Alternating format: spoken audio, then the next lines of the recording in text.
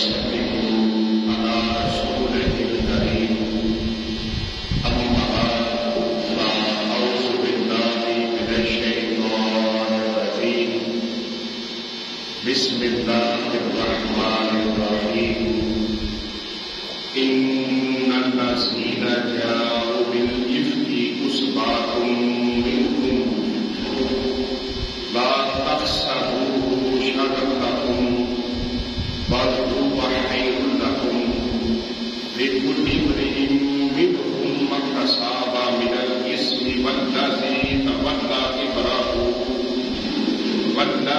تولى كبره منهم له عذاب عظيم صدق الله العظيم بسم الله الرحمن الرحيم إن الله وملائكته يصلون على النبي يا أيها الذين آمنوا صلوا عليه وسلموا تسليما الصلاة والسلام عليك يا سيدي يا رسول الله الصلاة والسلام عليك يا سيدي يا حبيب الله الصلاة والسلام عليك يا سيدي يا رسول الله الصلاة والسلام عليك يا سيدي يا حبيب الله الصلاة والسلام عليك يا سيدي يا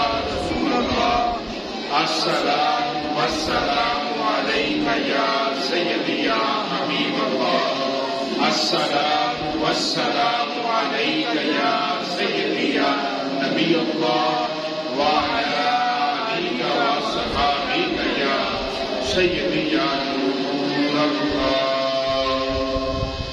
تمام تعریف و توصیف اللہ تبارک و تعالیٰ کے لیے ہے جس نے اپنے فضل و کرم سے ہم سب کو مانا مان کیا.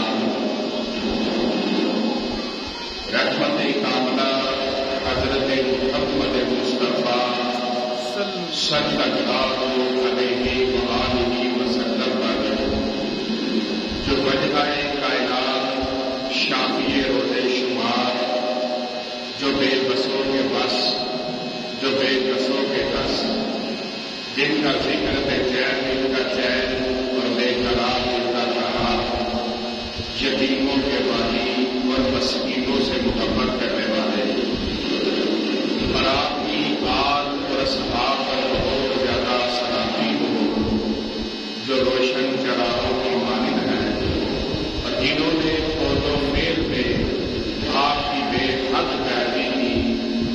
آج جمعہ المبارک ماہ رمضان المبارک کا تیسرا جمعہ المبارک ہے. اللہ تبارک و تعالیٰ کی بارگاہ میں دعا ہے کہ آج کے دن اپنی اترنے والی رحمتیں اپنی برکتیں اپنے فضل و کرم سے مجھے حاضرین کو اور خود مسلمہ کو مانا مان کروائے. قرآن خطبہ قرآن مجید کی تھوڑی سی تلاوت کا شرف حاصل ہوا جس میں اللہ تبارک و تعالیٰ نے فرمایا ان الذین جاؤوا بالافک عصبۃ منکم لا تحسبوه شرا لکم بل هو خیر لکم.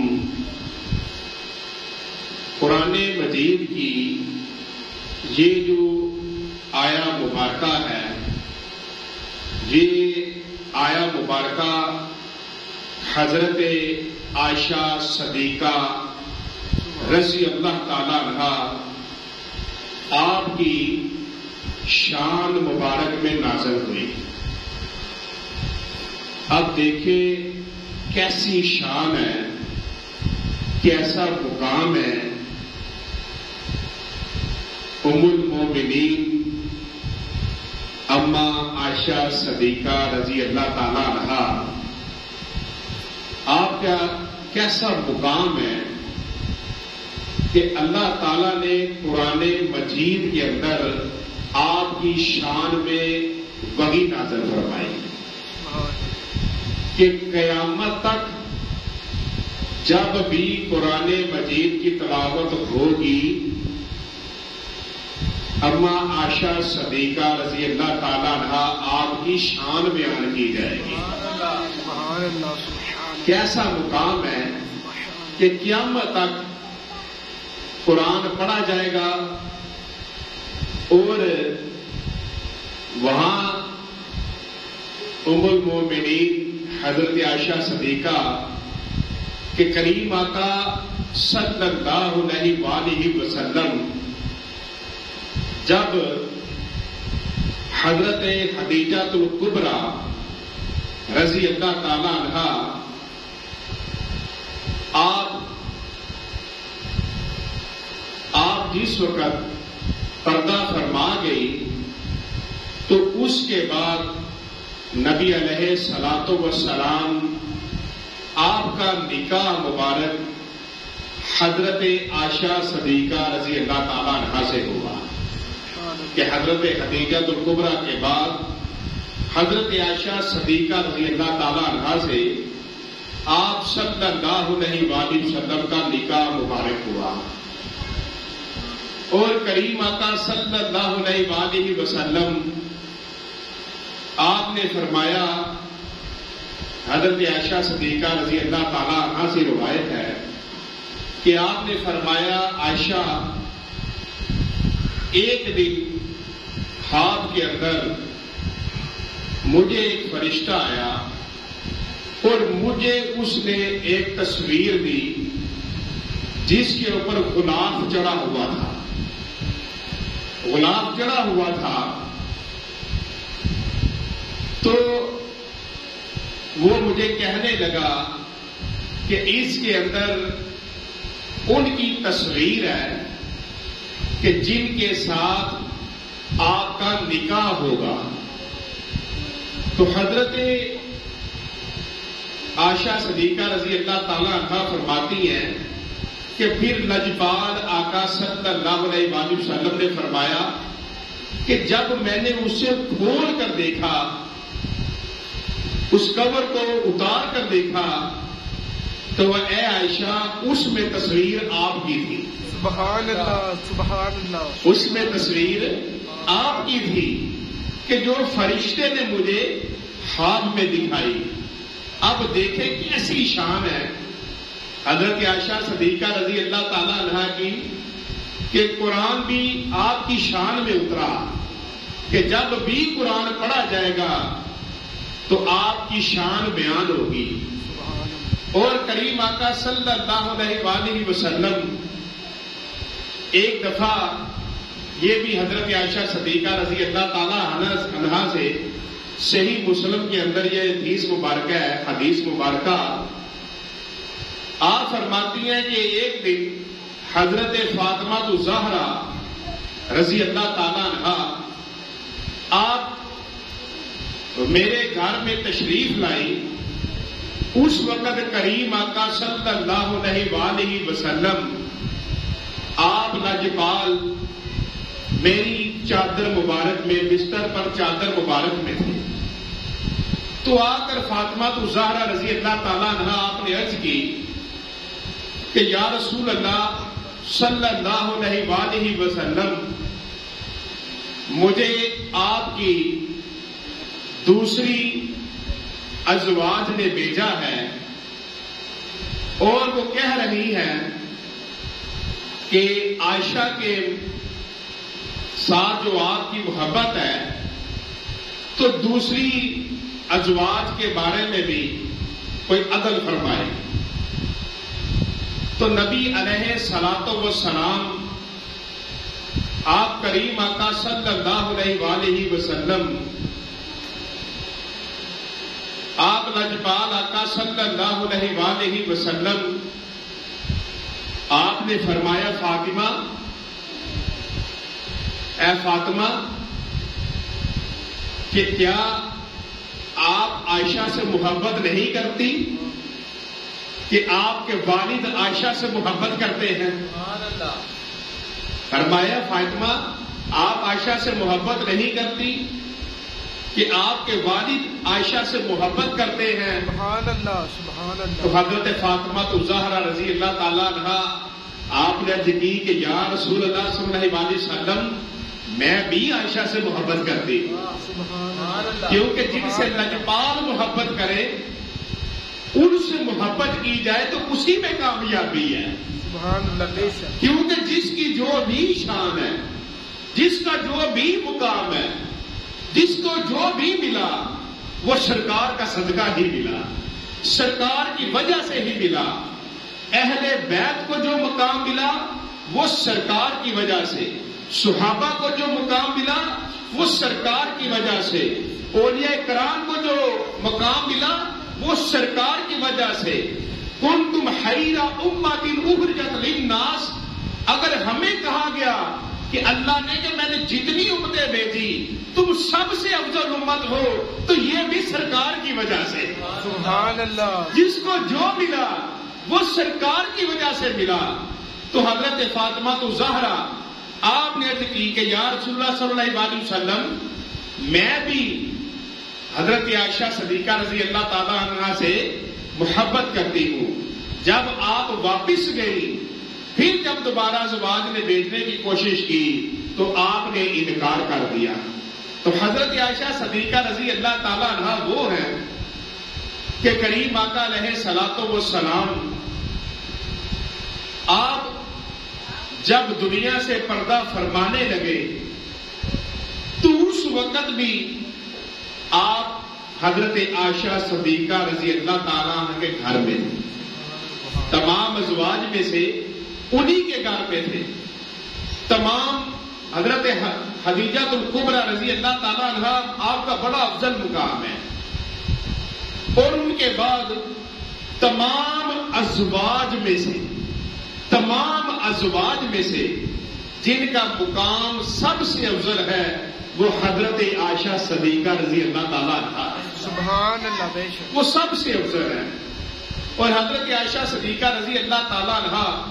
اور ایک اور بات یہ بڑی یاد رکھے اور اپنے عقیدے کو مضبوط کر لیں کہ جب بھی نبی علیہ الصلوۃ والسلام کے ہی تبلیغ کے لیے یا جہاد کے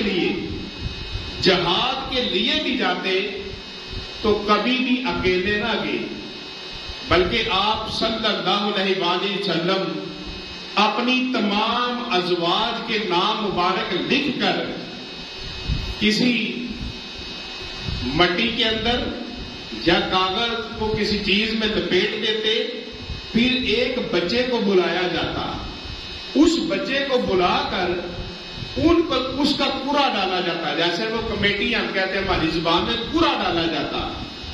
جب پورا ڈالا جاتا تو جس کا نام مبارک نکلتا، جس زوجہ کا ازواج میں سے نام مبارک نکلتا وہ نبی علیہ الصلوۃ والسلام کے ساتھ جایا کرتی. اس سے پتہ یہ چلا کہ اگر جہاد کے اندر بھی لجپال آقا صلی اللہ علیہ وسلم اکیلے تشریف لے کر نہیں گئے تو آج جو لوگ اپنی بیویوں کو اپنے گھروں کے اندر چھوڑ کر 3 مہینے کے چلے لگانے چلے جاتے ہیں، تبلیغیں کرنے چلے جاتے ہیں، وہ کس طرح چلے جاتے ہیں؟ وہ نہیں جا سکتے. ایسے چھوڑ کے جانا وہ غلط ہے، ایسے چھوڑ کے جانا وہ غلط ہے. لجپال آقا صلی اللہ علیہ وسلم آپ نے ایک شخص کو دیکھا، وہ آپ کے پاس ہے، ہر وقت نماز، ہر وقت مسجد میں. تو کریم آقا صلی اللہ علیہ وسلم آپ نے اس سے پوچھا کہ آپ کے گھر کا معاملہ کیسے چلتا ہے؟ سارے دیکھتے ہو آپ کے گھر کا معاملہ کیسے چلتا ہے؟ تو اس نے عرض کی کہ یا رسول اللہ صلی اللہ علیہ وسلم میرا بھائی ہے، وہ کما کر لاتا ہے اور وہ میرے بیوی بچوں کو بھی دیتا ہے. تو لجپال آقا صلی اللہ علیہ وسلم نے فرمایا کہ تجھ سے وہ بہتر ہے، تجھ سے وہ بہتر ہے، یعنی کہ وہ بندہ زیادہ مقام والا ہے جو نماز بھی پڑھے، جو قرآن بھی پڑھے اور محنت مزدوری کر کے پیسے رزق اناج اپنے گھر میں لے کر آئے کہ میرے بیوی بچے کسی کے محتاج نہ ہو، میری ماں کسی کی محتاج نہ ہو، میرے بہن بھائی کسی کے محتاج نہ ہو. تو کمائی کر کے لاتا ہے وہ زیادہ افضل ہے. تو اسی طرح لجپال آقا صلی اللہ علیہ وسلم جب بھی جہاد پر بھی جاتے تو اس وقت بھی پورا ڈالا جاتا، پھر جن کا نام نکلتا وہ ساتھ جایا کرتی تھی. اس لیے جو اس طرح تبلیغ کرنے آئے اس کو کہو بھائی جا پہلے اپنے گھر کو سنبھال، پہلے تو خود تو دین پر چل، پہلے خود تو کسی سے سیکھ پھر تو سکھانے آنا. تو یہ نبی علیہ الصلوۃ والسلام. تو ایک واقعہ بڑا مشہور ہے کہ جب کریم آقا صلی اللہ علیہ وآلہ وسلم آپ ایک غزوہ بنی مصطلق ایک غزوے کے اوپر تشریف لے کر گئے تو کریم آقا صلی اللہ علیہ وآلہ وسلم جب پورا ڈالا گیا تو اس پورے کے اندر حضرت عائشہ صدیقہ رضی اللہ تعالیٰ عنہ آپ کا نام مبارک آیا. تو آپ کریم آقا صلی اللہ علیہ وآلہ وسلم کے ساتھ تشریف لے کر گئے. تو یہ آیا مبارکہ جس کی تلاوت کی ہے یہ اسی کے بارے میں نازل ہوئی کہ ان الذین جاؤ بالافک عصبۃ منکم، بے شک وہ کہ بڑا بہتان لائے ہیں تمہیں میں ایک جماعت ہے. لا تحسبوہ شرا لکم، اسے اپنے لیے برا نہ سمجھو، ھو خیر لکم، بلکہ وہ تمہارے لیے بہتر ہے. لکل امرئ منہم ما اکتسب من الاثم، ان میں ہر شخص کے لیے وہ گناہ ہے جو اس نے کمایا. والذی تولى کبرہ منہم لہ عذاب عظیم، اور ان میں وہ جس نے سب سے بڑا حصہ لیا اس کے لیے بڑا عذاب ہے. اب اس کے اندر ایک لفظ آیا عفق. عفق کسے کہتے ہیں کہ فرمایا وہ لوگ کہ جو حضرت عائشہ صدیقہ رضی اللہ تعالیٰ عنہ پر بہتان لگاتے ہیں، جنہوں نے آپ پر افطرا اور کذب جو بی بی عائشہ رضی اللہ تعالیٰ عنہ پر تراشا گیا اس کو کہا گیا عفق. یہ قرآن کا جو لفظ آیا اس کو کہا گیا عفق، کہ جو کسی پر بہتان لگایا جاتا ہے، کسی پر جھوٹا الزام لگایا جاتا ہے. ایسے ہی کوئی الزام تراش دینا، کوئی بات تراش دینی، اس کے بارے میں یہ آیا کیونکہ حضرت عائشہ صدیقہ رضی اللہ تعالیٰ عنہ جو ثنا اور ستائش کی مستحق تھی، کیوں نہ کہ امانت و دیانت اور صداقت اور عفت و شرافت یہ ساری چیزیں آپ پر ختم تھی، لیکن باوجود ان ساری باتوں پر جس نے آپ پر بہتان تراشا اس نے گویا اچھے اصاف کو گندے اصاف سے بدل ڈالا. تو اللہ تعالیٰ نے یہ آیا مبارکہ نازل ہوئی.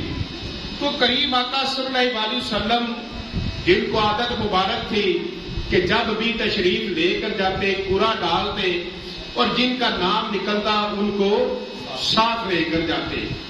تو جب اس غزوے کے اندر آپ کو ساتھ لے کر گئے تو واپسی کے اوپر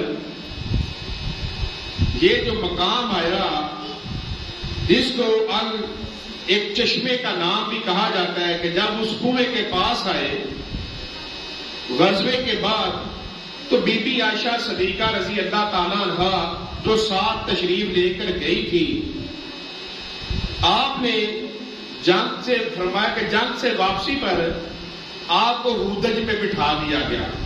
وہ ہودج سمجھتے ہیں کہ کہ اونٹنی کے اوپر یا اونٹ کے اوپر ایک ایسی بٹھانے کے لیے جگہ بنانا کہ جس کے چاروں طرف پردہ ڈال دیا جائے کہ اندر بیٹھا بندہ نظر نہیں آتا.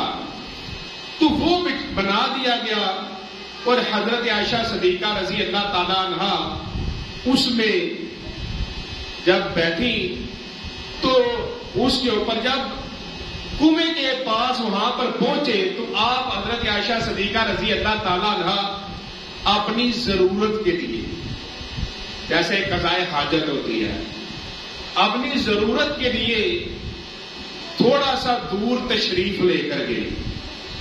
جب تشریف لے کر گئی اور اپنی ضرورت کو پورا کر لیا تو آپ واپس جب آنے لگی تو آپ نے گلے مبارک کو ہاتھ لگایا تو دیکھا کہ گلے کے اندر ایک موتیوں کا ہار تھا اور وہ بڑا پیارا تھا.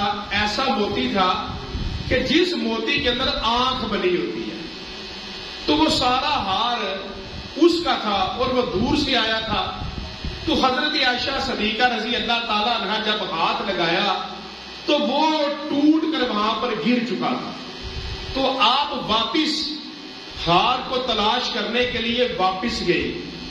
جب آپ واپس وہاں پر پہنچی تو ہار ڈھونڈنے میں وقت لگ گیا اور جب ہار مل گیا تو آپ اس کو لے کر واپس آئی تو قافلہ جا چکا تھا. اب وہ جس مدت کے اندر آپ سوار تھی، تشریف فرما تھی، انہوں نے سمجھا کہ آپ اس کے اندر تشریف فرما ہے. اس کو اٹھایا اور اونٹ کے اوپر رکھ دیا. اب ایک پوری جماعت تھی، بڑا نیک آدمی تھا جو اس کا سردار تھا، بڑا صالح انسان تھا، تو اٹھایا اور اس کے اوپر رکھ دیا. اس وقت جو عورتیں تھیں وہ زیادہ وزن میں زیادہ یا موٹی نہیں تھی ہوا کرتی. انسان اکثر اس وقت موٹا ہوتا ہے جب وہ انسان گوشت خور ہوتا ہے. گوشت کھانے والے بندے اکثر موٹے ہوتے ہیں. تو وہ اٹھایا اوپر رکھ دیا. جب اما عائشہ صدیقہ رضی اللہ تعالی عنہا واپس تشریف لائی تو قافلہ جا چکا تھا. تو آپ وہاں پر بیٹھ گئی کہ اب قافلہ آگے جائے گا اور جب اس کے اندر دیکھے گا مدت کے تو مجھے سوار نہیں دیکھے گا تو وہ واپس آ جائیں گے. تو حضرت عائشہ صدیقہ رضی اللہ تعالی عنہا وہاں پر بیٹھ گئے. اب ہر قافلے کے پیچھے اس وقت ایک بندہ لیتا آتا تھا تاکہ پتہ چلے کہ کسی کا کوئی سامان کوئی چیز رہ گئی ہو تو وہ اٹھا لے. قافلے والے کہیں بیٹھ کے چلے جائے کچھ رہ بھی جاتا ہے تو وہ پیچھے وہ بندہ ایک آتا تھا جن کا نام تھا حضرت صفوان رضی اللہ تعالیٰ عنہ. اب جب وہ پیچھے سے آئے تو حضرت عائشہ صدیقہ رضی اللہ تعالیٰ عنہ جو اس وقت انتظار کرتے کرتے سو گئے. جب وہ قریب پہنچے تو انہوں نے حضرت عائشہ صدیقہ رضی اللہ تعالیٰ عنہ کو پہچان لیا. جب انہوں نے آپ بی بی عائشہ صدیقہ رضی اللہ تعالیٰ عنہ کو پہچان لیا تو انہوں نے کہا ان للہ و انا الیہ راجعون. اب جب انہوں نے یہ کہا تو آپ کی آنکھ کھل گئی، آپ اٹھی تو آپ نے اپنے چہرے پر دوپٹہ ڈال دیا، اپنے چہرے کو چھپا لیا. اب پھر صفوان نے جب وہ جو پڑھا تھا نا ان للہ و انا الیہ راجعون، یہ ادب تھا تاکہ وہ پتہ چل جائے وہ اٹھ جائے. انہوں نے بٹھایا اونٹ پر، آپ اس پر بیٹھ گئی اور وہ اونٹ کی مہار پکڑ کر چل دیے. یہاں تک کہ آپ فرماتی ہم دوپہر کے وقت قافلے سے جا ملے، وہ بھی اتر چکے تھے. اب اس واقعے سے یہ بھی پتہ چلتا ہے کہ اجنبی عورت کے ساتھ تنہائی میں رہنا جائز ہے جب سفر طویل ہو، بلکہ جب عورت کو کسی قسم کا خطرہ ہو تو واجب ہے. اب رستہ ہی اس طرح کا ہو تو ساتھ رہنا یہ بھی اس مسئلے سے ثابت ہے کہ واجب ہے ساتھ رہنا. اور حضرت امام اعظم رضی اللہ تعالیٰ عنہ آپ نے اس کے بارے میں لکھا کہ بی بی عائشہ رضی اللہ تعالیٰ عنہ تمام عالم اسلام کے لیے محترم تھی، اس لیے کہ آپ تمام اہل ایمان کی ماں تھی اور اس وقت دوسری عورت بھی ساتھ نہ تھی. اس لیے حضرت صفوان کو مجبوراً بی بی صاحبہ کے ساتھ چلنا پڑا۔ اب امام صاحب کا مقصد یہ ہے کہ ازواج النبی صلی اللہ علیہ وسلم سب کی سب امت کی محارم ہیں، اسی لیے فرمایا گیا کہ وہ ام المومنین ہے، نبی علیہ الصلوۃ والسلام کے بعد بھی ان کے ساتھ کوئی بندہ نکاح نہیں کر سکتا، وہ سب کی ماں ہے۔ اب جس کی مرضی بیوی ہو، اگر وہ بیوہ ہو جائے تو شریعت اس کو اجازت دیتی ہے کہ وہ دوسری شادی کر سکتی ہے، لیکن ام المومنین میں سے وہ کسی سب کے لیے وہ حرام تھی، وہ محرم تھی، سب کے لیے محارم تھی، وہ سب کے لیے محارم تھی، وہ ماں تھی، اس لیے وہ ان کا نکاح کسی کے ساتھ نہیں تھا، ہو سکتا جائز نہیں تھا، وہ ام المومنین تھی ساری۔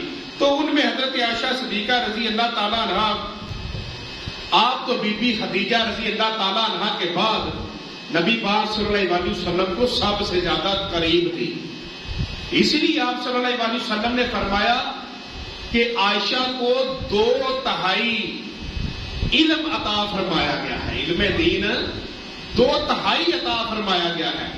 اب جس نے بھی علم کی کوئی بات پوچھنی ہوتی، کسی مسئلے کی کوئی بات ہو تو وہ عائشہ سے پوچھ سکتا ہے۔ اور نبی علیہ الصلوۃ والسلام آپ جب اما عائشہ صدیقہ رضی اللہ تعالی عنہا تشریف لے آئی تو اس وقت قافلہ پہنچ چکا تھا، قافلہ پہنچ چکا تھا۔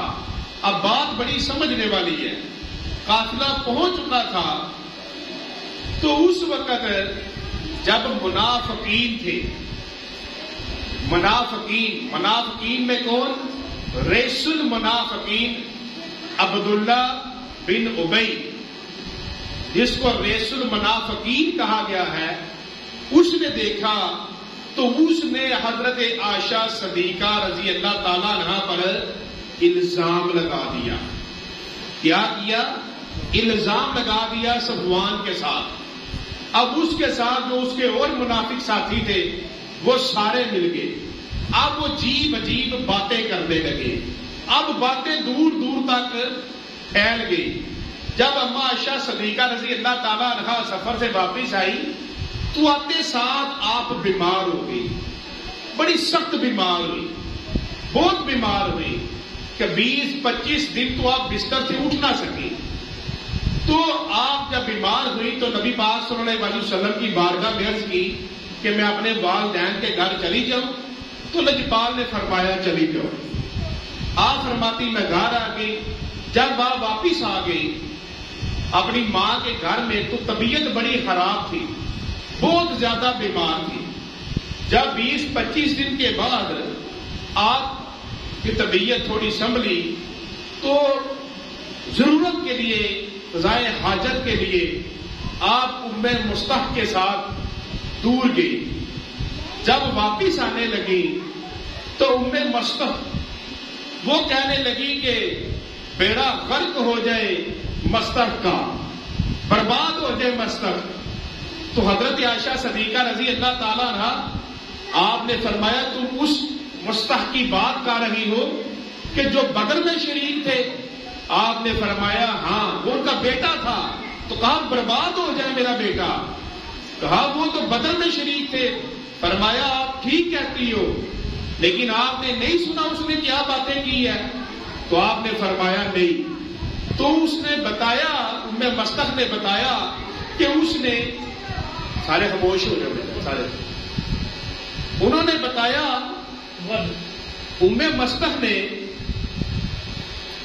انہوں نے بتایا کہ اس نے یہ ساری باتیں اس طرح کی دور دور تک آپ کے بارے میں پھیل گئی ہیں۔ تو حضرت عائشہ صدیقہ رضی اللہ تعالیٰ عنہ جو پہلے ہی بیمار تھی پھر اور بیمار ہو گئی۔ اب کریم آقا صلی اللہ علیہ وآلہ وسلم آپ کو لوگ عجیب باتیں بتانے لگے۔ کسی نے کہا کہ آپ عائشہ کو طلاق دے دیں، کسی نے کہا آپ چھوڑ دیں، کسی نے کہا صبر کر دیں۔